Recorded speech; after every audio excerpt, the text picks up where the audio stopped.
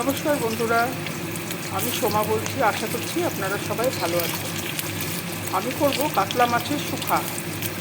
তার জন্য কাতলা মাছগুলোকে নিয়ে লবণ হলুদ মাখিয়ে এতে তুলে রাখবো।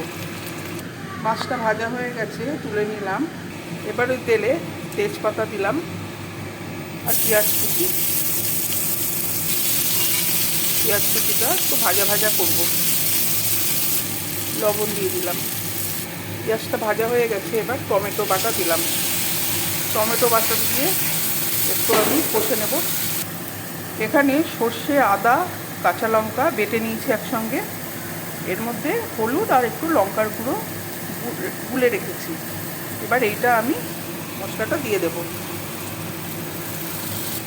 মশলাটা একটু কষিয়ে নেব।